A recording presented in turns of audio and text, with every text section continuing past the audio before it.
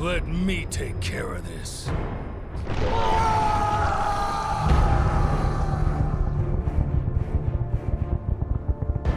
Are you sure you don't need me, Barry? I mean, Dad. I'll always need you. But for now, I have this.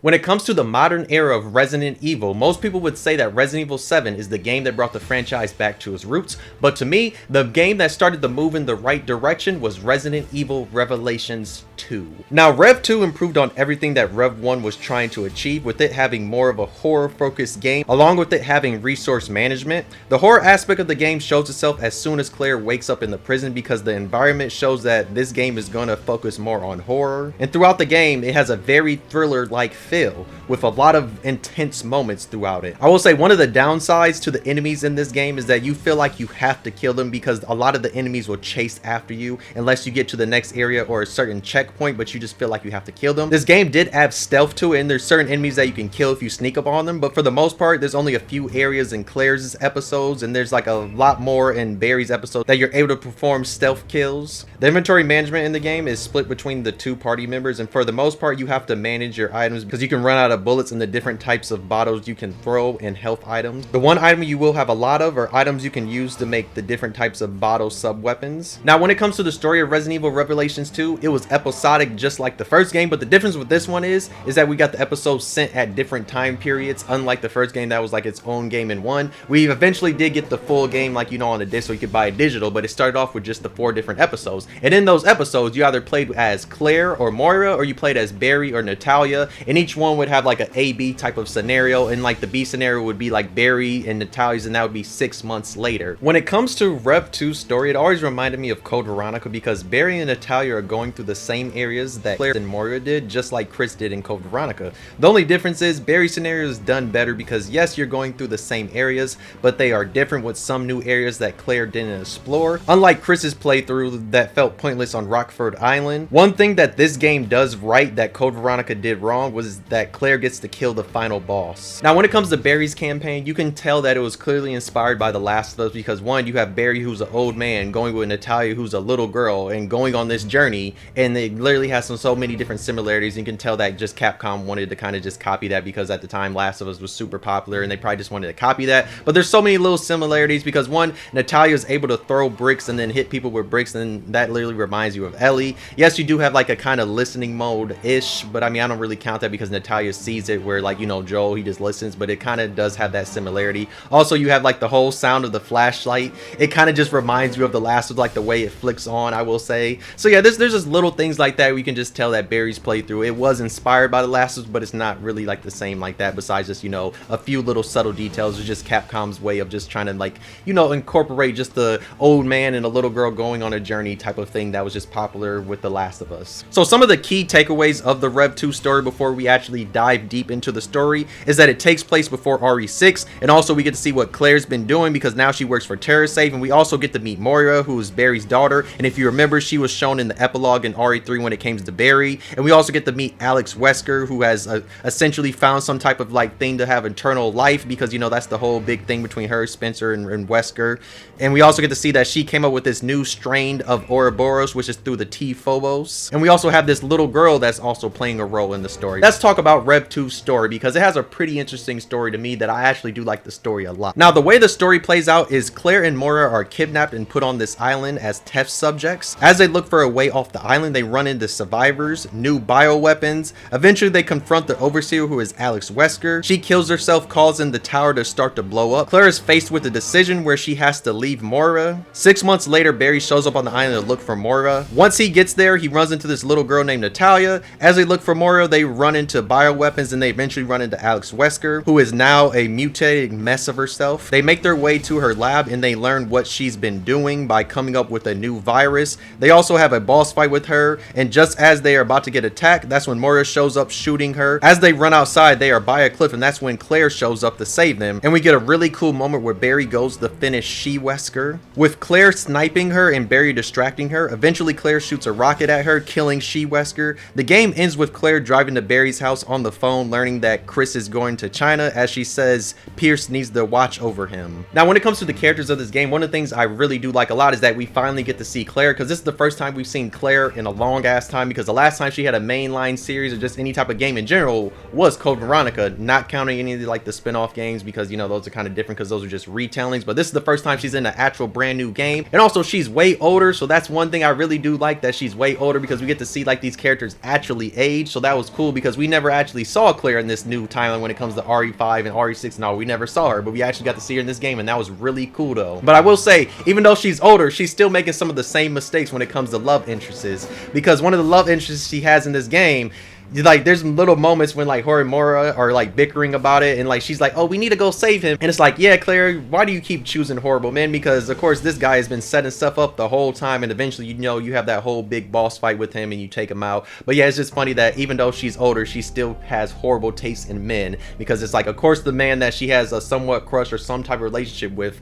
is the one that's actually manipulated everybody and brought all y'all from TerraSave here to be test subjects for Alex Wesker. So yeah, that's one of the funny things, is when it just comes to her. It's nice seeing her and actually seeing an older Claire. I just wish we actually got to see more of older Claire, because we've only really seen her in this game and then of course in the Death Island movie, but I wish we got another game that had older Claire in it though. Now when it comes to Moira, I actually like her character a lot, especially because she's essentially a reference from, you know, all the way from the beginning when it came to like, you know, Barry like betraying all his teammates because he needed to protect his family. And we even got that epilogue in Resident Evil 3 that even showed like his kids right there. So it's just nice to see like one of his kids is actually older, and actually like the journey that she goes on in here is actually pretty crazy, because one, she's very relatable, and you have her on this island in this situation that she's just like, dog, I want to get off this island, I'm tired of this shit. So like there's little things like that that's just like make her relatable. But the journey she goes on here is actually really good, because she has a lot of really great character development, because one, we learned that she does not like guns because of a certain thing that happened in the past, and also she does not rock with Barry either. And it's just kind of fitting that, you know, Barry, whose whole character kind of has been around him and his guns, that like his daughter would not like guns, but it relates back to her having an accident with one of Barry's guns when it comes to like her sister. So that's one of the reasons why she really doesn't like guns and why she doesn't really like Barry right now, because of a certain problem they have. But of course, you know, she's faced with a certain situation in this game, and that's if you actually do this situation, because there's like two different situations that you can choose. It's like when Claire's getting attacked by like the one guy, you can either get the gun with Moira and help Claire, or you have to somehow get the gun with Claire. But the right thing to do is to get the gun with Moira, and she faces her fears and she actually uses the gun. And it just shows like how close her and Claire have been on this island since they've been stuck here, that they're really, really close. But she would even use something that she does not like using, which are guns, and she would use it just to save Claire. So this shows how close they've been. And of course you see that she has to stay on this island for 6 months until Barry gets there, and you see at the very end and like how she actually is starting to like call Barry dad and all that. So you see that through them 6 months something happened that made her change her mind. We'll say some DLC that we will talk about a little bit later, but I love Moira in this game and I wish we could see her again. I wouldn't mind if she ever showed up again, because she actually was a pretty interesting character, and I would have loved, you know, like a real campaign or a real DLC. We'll talk about that later, but a real DLC where we could have got like a real story with her. But I digress though. But I would love to see her show up in a game again.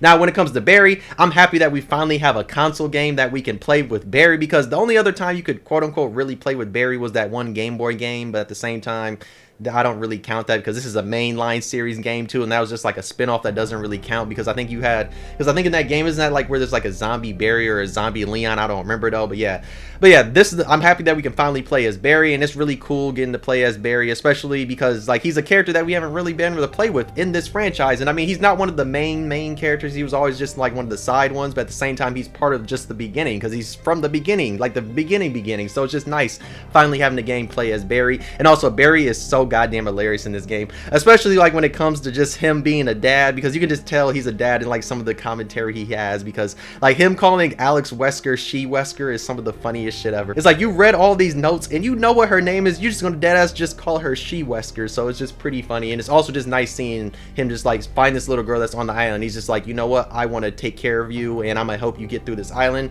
as we look for my actual daughter. And we also see that he's learning different things about her, because she's the only one that really has a connection to Revelation Revelations 1 because of because she's from the city that got blown up. So that's really the only connection to Revelations 1, is just like kind of just her, and that was really it. Now when it comes to Alex Wesker, her as a villain was pretty interesting, seeing that there was another Wesker out there. Throughout the game, there really wasn't much besides her just messing with them as the overseer, and her just being crazy because her plan didn't work when it comes to her, like in Barry's part with all the deformities that she has, because now she's just very messed up.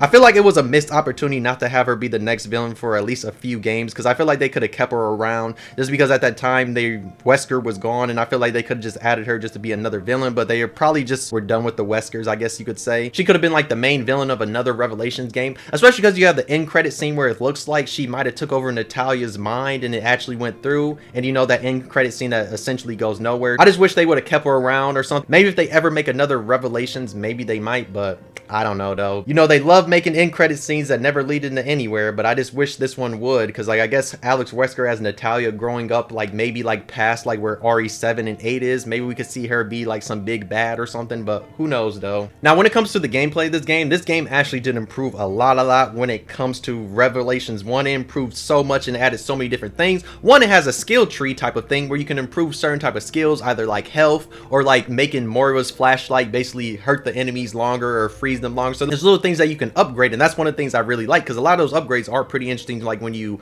basically invest into certain things, and after each episode you do get points, along with you finding like little gems throughout the game that can also give you extra points, and along with you doing quote unquote little like achievements slash side missions ish that are kind of a thing that you can do throughout each episode. And because like if you get the done, I think there's like some for like killing a certain amount of enemies, then you can get like extra points to your time, or just extra points like that you can get at the very end. So that's one of the things I like. And one of the other things I love is that they actually made a dedicated dodge button, and it's like thank you, because the last game its dodge button was also, I guess it wasn't really quote unquote dedicated, it was more just like you had to move a certain way, and sometimes that dodge button would be confusing, but this one actually has a dedicated dodge button, so like there's not no confusion at all, and it's like about damn time, because that's all you ever got to do is just make a dedicated dodge button. So that's one of the good things about this game, they made a dedicated dodge button, and I love that. And of course you have like these certain type of boxes that you can find, and it also has like the parts from the first game, along with like some of the like, you know, the extra like weapon space, and sometimes the extra storage space for Claire, Moira, Barry, and all that. So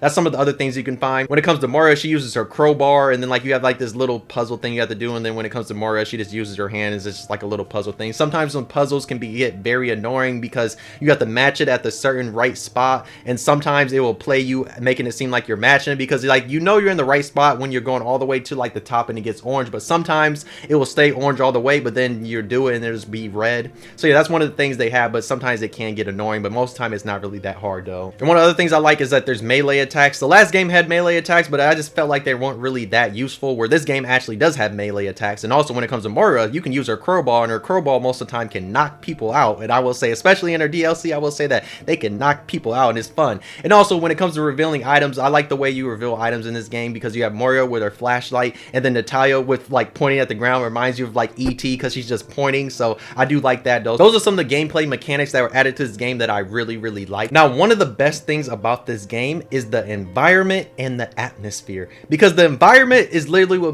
gives off like all the horror type of aspects, that this game was focused more on a horror type of focus when it came to the game, because the environments are amazing. You start off in the prison, and the prison looks like this deteriorated old prison, and then you get to that town, and that town looks like a messed up town. You even have like a sewer level where like a lot of the things just around this island, they just look very distorted. And don't even get me started when it comes to like the slaughterhouse, I think that's what it's called, but like that area is insane with all the blood everywhere. And then like of course you have a few boss fights and other things there, but yeah, just the environments in general in this game are phenomenal, and I love each area when it comes to like either being in Claire's part or Barry's part. All the areas just like they give off that it's this old disgusting type of thing, and it's just a very good environment. To go more in depth with the environment, let's talk about each area that appears in this game. Now the first area we see is the prison, and it essentially just serves as a cool first area to show you all the mechanics of the game, and also shows that this game is going to have more of a horror focus. Now when it comes to the forest portion of this game, I'll just say that area is very creepy. It's one of the creepiest areas in the game, especially because how dark it gets. Plus you hear all the chainsaw noises in the background, along with also hearing just some of the noises from the monsters, and that can make this area very nerve-wracking, especially when some of the stuff you can't even see because they're hidden and hiding unless you switch to Natalia. Now when it comes to the fishing village, when Barry goes there, it just serves as a place you can go and get items, and you're introduced to the invisible bugs, and then that can be kind of nerve-wracking just because of like how they can take forever sometimes to kill, because you'll go to look at it with Natalia and you'd be like, and then you switch back to Barry and you go to shoot, but you're still missing. So that part can suck. But then when it comes to Claire and Mora, this is just serves as a point where you meet up with some of the survivors, you find items for the helicopter, you have some enemies that you fight, and it leads into a big horde battle, because you know ever since RE4 they love just including these type of things in all the games. So you have that happen. Then of course you do get a cool moment when the guy with the drill, he ends up getting turned into like a big old monster because we learned about the virus. But then after that you have like a scene where you have to run around into the ladder where it gets dropped down and then you can get out of there. Now one of the next portions that we see are just like the streets slash the buildings that you go inside. This part can be annoying in Barry's part, mainly because you have so many enemies that you have to sneak by and stealth kill, or if you don't stealth kill them they're going to chase after. That part could be very annoying. Plus you do have the boss fight against the one guy with the drill, and that boss fight's not really that bad because all you're really doing is dodging from his drill along with like unloading your clip on him until he finally dies. And then when it comes to Claire and Mora, they also have a fight there, and they fight like the big fireball type guy, and that fight can either be very hard or it can be very easy, because if you just focus on him it can be super easy, but if you focus on him plus like all the other enemies that are coming, that's when it can like take a long time. If you just shoot him with your machine gun, because you should have a whole bunch of machine gun ammo, and then also if you just throw a whole bunch of the bottles at him, you can beat him super fast and then just take out all the other enemies. That way a whole bunch of them don't spawn, so that fight can actually be pretty easy, but at times it can be hard. Now, the next area I'll just touch on real briefly is the tower, because when Claire and Mora go to the tower, you just see it as like this new sparkly clean type of tower that has technology in it, and that's before it gets destroyed. But when Barry and Natalia show up to the tower, that's when you actually see the tower's actually destroyed and messed up now. So you get to see like how like messed up it got because it got destroyed, and you can just see some of the little changes that Alex has kind of made to the tower now. Now, when it comes to the sewers can be annoying in both playthroughs, because in Claire's it can get very annoying like when you get to a certain section, because like you know you're in the sewers for a little bit and you don't see no enemies, but because next thing you know they throw a whole bunch of enemies at you, along with also having the fire enemy that comes in. You can run all the way to the back like under that waterfall and you can go up there and then shoot at it, but it gets very annoying because there's so many enemies right there, along with some of the little puzzles ish that you have to do. But there's a lot of enemies in the sewers and it can get very annoying. Same with Barry's, especially when you get separated from Natalia and you have all those enemies that are there, along with the invisible bug, and that can become very annoying. Yes, they do put like fire extinguishers right there that you can shoot, that you can see it, along with you also throwing smoke bombs, but at the same time it's very annoying. Now, one of my favorite areas in this game is the factory. The factory has one of the best environments in this whole game, because this is one of the few areas where it actually is slowed down a little bit in the game, mainly because we finally have puzzles. And some of the puzzles you have the one invisible puzzle where you have to like use the flashlight that you can dodge the lasers and like follow in the right footsteps, because if you don't you're gonna get shot. Also, you have the eyeball puzzle that's kind of connected to that, where you have the eyeball that's basically falling down, you put a fake eyeball right there to take it out. And also you have the one when you have to get the key, you have to let the ceiling slowly but surely go down, that it will destroy the one other statue that you can get the key, but then you have to hurry up and put the eye back there, so that's a fun one. And also you do have the meat puzzle that's in the processing plant, where you have to like drop the meat at the certain time that'll fill up the blood meter, that way you can get the piece of the like the liver, the pancreas, whatever it is, that you can get that out and take it to that one statue. So that's some of the parts of this that I do love. Yes, you do have the one bad thing at the very end of the processing plant where you have to run from all those enemies, and sometimes you can get stuck if you go the wrong way, because there's one way you think you can go but like they drop a gate down, so that part can get annoying. But for the most part you can dodge a lot of enemies as long as you have shotgun bullets. Anybody that's in front of you, just hit them with one shotgun and then you can just run all the way out. But I really do enjoy that area. That's one of my favorite areas in the game. Now, one of my least favorite areas in the game is the mines that you have to go through with Barry. I can't lie, the mines should have just been like a super quick thing, because it feels very pointless. Like it's way longer than it needs to be, and you're wasting a lot of ammo, especially because the next area you're finally getting close to fighting the final boss. I just feel like it was not needed and it wasn't necessary. I just feel like that part could have like at least been shorter, because you have all these different things you have to go through, and then trust me, on top of that, when we get to the laboratory, there's even stuff in the laboratory that felt very unnecessary too. But for the most part, to me, the mines just felt like part of it they could have just toned down and didn't have to throw so many enemies at us, because there's a lot of areas where they throw enemies, especially with that one Ouroboros type of monster. You have to fight one of those, then you have them stupid annoying enemies that shoot like the gunk at you, and the only way you can kill them is like hitting the little orange thing that's like their eye. So yeah, there's a lot of annoying areas in the mines, I will say. Now, when it comes to the underground laboratory, this literally is just going to remind you of Spencer's mansion, and I mean, it's obvious that it has like that type of influence, because like when you first walk in there, you just like, it kind of looks like it just a little bit, only a little bit though, but it's also mainly because you do have an emblem key, so you have that factor to it. But besides that, it's kind of just like a reference-ish to it that you can see. And of course, you know, Alex Wesker has a connection to all of them, so it makes sense that she would want to make like underground laboratory kind of feel like the Spencer Mansion, and that's what it kind of feels like for the most part. But then when it comes to the lab, you can actually see like how messed up the lab is with like all the gunk and all the blood and everything everywhere. So just like gives off that it's like an old grimy type of laboratory that they were just making all these weird monsters in. It looks like it's very fitting for all the monsters and creatures they've been creating, we could say. But I will say this about the end of the laboratory section. That section is so horrible. Like, why did we have to fight that wave of monsters that way we could get to the elevator? That's why I said like the laboratory, it starts off fine because yes, you have a few enemies in there, but then as you get to that final section, you're just thrown into like all these enemies that you have to fight, and it can get very annoying because like you're wasting all this ammo. Like, you're about to have a boss fight. Like, who thought that was a good idea to have us fight all these waves of enemies before we start a boss fight? And when it comes to the final area leading up to where we're about to fight Alex Wesker, I do like that area because it shows like how she's slowly but surely been becoming crazy over these past 6 months, ever since she came back to life. Because like there's little crazy thing, and like also you have the teddy bear that she hung up on the thing, and Natalia's like, yo, that was my friend or whatever. So there's little moments like that, you just see like how creepy she's kind of just made the atmosphere now because she's been losing her mind. And the atmosphere of course is hitting too because you have all the music, and especially sometimes when it comes to some of the monsters that are hidden, or you just hear them off in the distance making noises, it can sometimes be very creepy, or you can have some very intense things, especially when it comes to the enemies, because there are some enemies in this game that I will say are very creepy at times, especially that one enemy that Barry has to fight, and you know they have like them orange ball things that you have to make appear when you shoot them and then they bust over whatever, especially that enemy, because that enemy can get so scary when it's running after you super fast, or it gets on all fours and it starts crawling after you. That's one enemy that can be very scary and just adds some type of thriller type of aspect to it, because you'll be like, oh shit, why is this running so fast? And I mean, it runs fast. And a lot of the enemies in this game, for the most part, they all give off like they're kind of weird and creepy and other things. They kind of give off that it would be something maybe in a Silent Hill type of game, some of the enemies, especially that one enemy that's invisible, that invisible bug thing that can also be very annoying, especially like when they show up in Claire's playthrough. They're so goddamn annoying, like especially like when you're running outside the building, you have those there. It is just like, dog, why? But yeah, those ones can get very annoying at times, especially like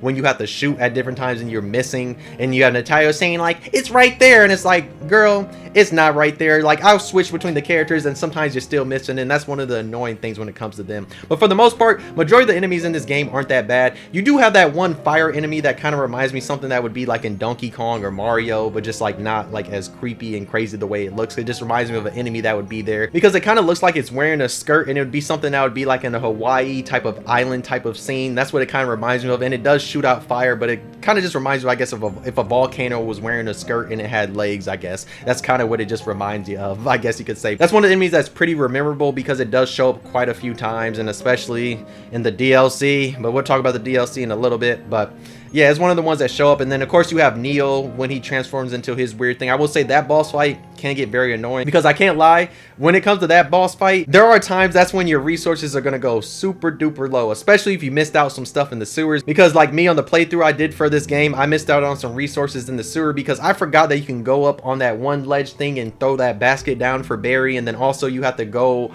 all the way to the back and you basically got to turn that wheel. That way the AK is there in Barry's playthrough. So there are little moments like that that I forgot about, that I'm like, oh yeah, you have to do this for Barry's playthrough, because I don't know how I forgot about that. But that is one of the cool things, that you do have that little function where there's certain things that you can do in Claire's playthrough that will affect Barry's. Kind of reminds you of the zapping system a little bit ish, but like that's more just like helping him out, so it kind of does remind you with that zapping system in a way. So that was one of the cool things I will say that was in this game, but I did forget about that. But for the most part, those don't really affect you. You're just missing out on a weapon and like more ammo and other things, so it's like it doesn't really affect you that much though. But I will say I remember when I was trying to get the AK, I was like, what did I mess up on? And then I was like, oh wow, I was like, I'm stupid. I was like, how did I not do this? But yeah, for the most part, I do enjoy the enemies in the game. Yeah, there are some annoying ones. Like I know that one big old Ouroboros type of thing that you have that has like all the big old like orange things in the middle. That thing can be a sponge and take up so many goddamn bullets, and it can get very annoying.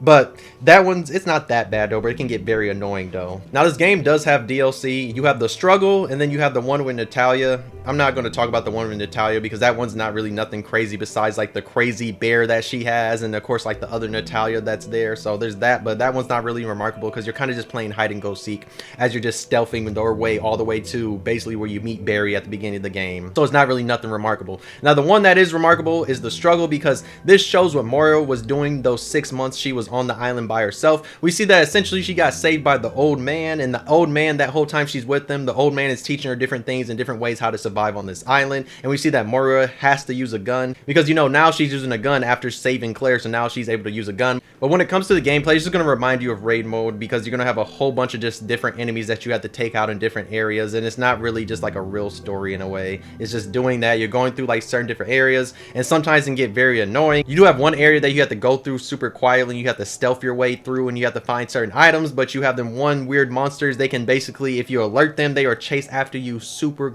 fast, and it's so crazy because if they catch you, you have to start the way over. And also you have to kill animals in this DLC, and it basically just serves as a purpose as like a quote-unquote save point, because you don't really have save points in here, and it's like if you die, you just use up the animals that you killed. So it's just like kind of just a save point, but for the most part it's not really that remarkable of a DLC besides just learning what Moira has been doing, and how essentially like her being with this old man taught her that she needs to appreciate her dad more and actually not be upset with her dad anymore, and just realize like, yeah, things happened in the past, but she can forgive him, especially because of the old man. He lost his daughter because she was like part of the experiment and all that. So but it's an okay DLC, but I feel like it could have been better if they would have actually did a real DLC and just not a glorified raid mode, because that's all it really feels like, because you just had so many different enemies you had to fight, and you had a certain time limit. It just kind of really wasn't that fun. It was very annoying at times too. And also it kind of just sucks that we got an end credit scene that also went nowhere again, because this one doesn't go anywhere. That's why I'm saying we need a Revelations 3. They need to get back in their bag and start making Revelation games again, because these ones were actually really fitting, because they can make so many different Revelations, and you could have something like Revelations 2002 or something and talk about, I don't know, Ada or somebody. So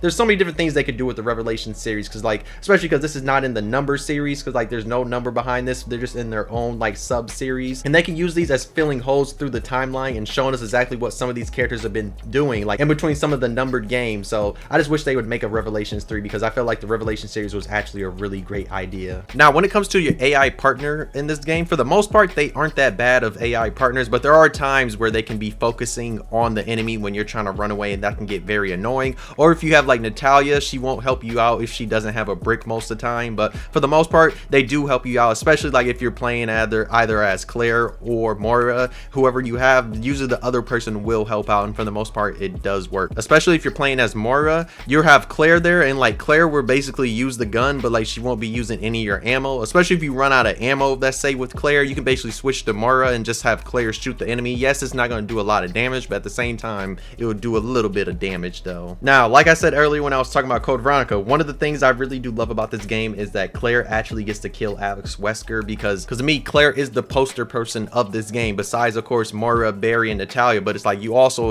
are here for Claire. That's one thing I really do like, is that Claire gets the final kill, along with us having like the whole sniper thing, so that way like Claire is part of this like final battle. That's like one of the things I wish they would have done in Code Veronica at the end, is that Chris and Claire were both fighting Alexia. That's why I really do like this one, that we get to do that with Claire and Barry, because it's just fitting for the game, because they both are the main characters of this game, and I just like that the two main characters get to actually take out the boss together, and it feels like it's very fitting for the game. Now one of the things I wish they would have done with Moira is that we would have got a section where she actually did use the gun, because we know after that section now she's able to use the gun. I just wish we would have got like a little section where between her and Claire where she actually did use the gun. Like if you were using Claire, Moira would be there actually shooting, or if you switched to Moira, she would have a gun. I wish we would have had a little section like that. I think that would have been cool for her growth, but I mean I guess we do technically get that in the DLC, but I kind of just wish there was a section where Claire and Moira were together and Moira was using a gun. And also when it comes to Claire's rodeo costume, it's phenomenal, one of the best costumes in the game. And also we do get a Resident Evil 2 costume too, but that rodeo costume is phenomenal though. Resident Evil Revelations 2 is a game that brought the series back to a more horror focused, less action focused game. It's a really great game that lets us play as an older Claire Redfield, and along with us finally getting to play with Barry. We honestly do need a Revelations 3, because I want one so goddamn badly though, but Resident Evil Revelations 2 is a phenomenal game.